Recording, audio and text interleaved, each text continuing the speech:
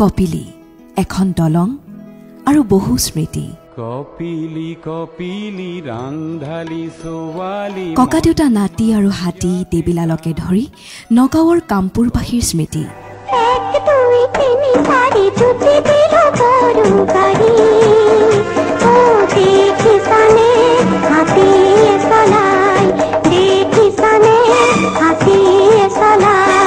কিমান যে কথা দলংখনে বুকুত সামৰি লৈছে 1962 চনতে নিৰ্মাণ হোৱা এই দলংখনৰ ইতিহাস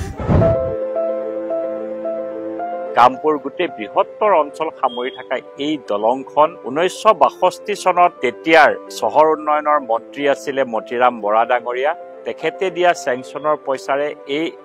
140 মিটাৰ দৈৰ্ঘ্যৰ এই কামপুৰ কপিলি দলঙৰ ওপৰ ব্ৰিজখন নিৰ্মাণ হৈছিল তাৰ পাছত ৰাইজে বহু বছৰ ধৰি উজৰ আপত্তি দি আছিল 1958 চনত অনুমোদন 1962 চনত দলং নিৰ্মাণ হল ঠিকই সমস্যা কিন্তু সম্পূৰ্ণ ৰূপত শেষ নহল কামপুৰীয়া ৰাইজৰ এই কপিলি ব্ৰিজখনত এটা সময়ত বহুত যানজট হয় এখনেই দলং আছিল সৰু দলং এফালৰ পৰা গাড়ী সোমালে আনফালৰ পৰা সোমাব নোৱাৰে তেনেকুৱা অৱস্থাত আপোনাৰ বহুত ৰোগীয়াও বিপদত পৰিছিল চাকৰিয়ালবিলাক সময়ত পোৱাহি নাছিল স্কুলীয়া ল'ৰা ছোৱালীয়ে স্কুলৰ সময়ত পোৱাহি নাছিল কপিলিৰ বুকুৰে বহু পানী বাগৰিল ৰাইজে দাবী কৰি থাকিল দলংখনৰ উন্নয়নৰ বাবে ৰঙা ফিটাৰ পাকত এই দাবীবোৰ হেৰাই গ'ল তেনেতে আহিল চন 2019 প্ৰায় 60 বছৰৰ পাছত 2019 চনত অসমৰ বৰ্তমানৰ মুখ্যমন্ত্ৰী ডক্টৰ হিমন্ত বিশ্ব শৰ্মা ডাঙৰীয়া তেখেত তেতিয়া গড়কাপ্তানি বিভাগৰ মন্ত্ৰী আছিলে আৰু তেখেতে গড়কাপ্তানি বিভাগৰ মন্ত্ৰী থাকোঁতে প্ৰথমবাৰৰ বাবে এই ব্ৰিজখনৰ চেংচন দিছিলে আমি নতুন ব্ৰিজ এখন এতিয়া এই বছৰ আমাৰ কমপ্লিট হৈ উঠিলে ৰাইজৰ কাৰণে উৎসৰ্গা কৰা হৈছে প্ৰায় 22 কোটি 38 লাখ টকা ব্যয়েৰে খৰচ কৰিবলগীয়া